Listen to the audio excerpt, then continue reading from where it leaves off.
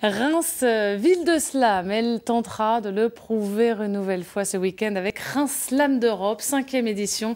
On en parle avec nos deux invités, Sébastien Gavinier de l'association Slam Tribu et Clo, qui est championne de France de slam. Bonjour à tous les deux, merci d'être là. Alors Sébastien, on ne présente plus vraiment le slam aujourd'hui. Est-ce qu'on peut parler d'une forme artistique vraiment accomplie? Je pense que oui, aujourd'hui, il y a à la fois l'art de la performance et l'art de l'écriture. Il y a de plus en plus d'artistes qui travaillent sur des créations. Il y a des choses qui sont complètement différentes, et y compris les Français et les Européens qu'on va voir ce week-end. Plusieurs d'entre eux ont aussi d'autres formes artistiques. Donc... On n'est plus juste dans la tendance, en fait. C'est vraiment un phénomène de fond, selon vous? Oui, pour moi, oui.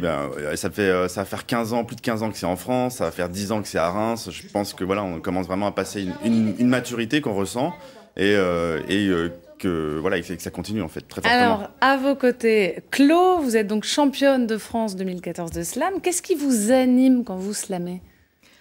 L'envie de partage avec le public, l'envie de faire connaître des textes, de faire connaître des thèmes aussi. Ça permet d'aborder plein de sujets. Ça permet vraiment un moment de partage. Et vous nous avez réservé un petit extrait, on vous écoute tout simplement. Je me sens andalouse. Et mes lèvres jalouses s'emparent de ta bouche comme on cueille l'orange avant de la jeter. Je me vois sévillane, et mes 10 doigts se dannent pour chasser quelques mouches que la chaleur étrange sur mes mains a posées.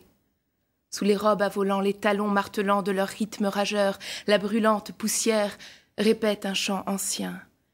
Et je deviens Carmen, pâle devant la reine, où un torero pleure en habit de lumière sous l'œil des bohémiens.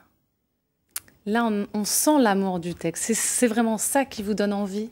Oui, c'est vraiment ça. Et là, c'est un texte un peu particulier qui parle du drame des gens qui essayent de passer la Méditerranée, en fait. Et donc, c'est un thème qui me tient vraiment à cœur. Et sur scène, c'est vraiment quelque chose que j'essaye de faire passer.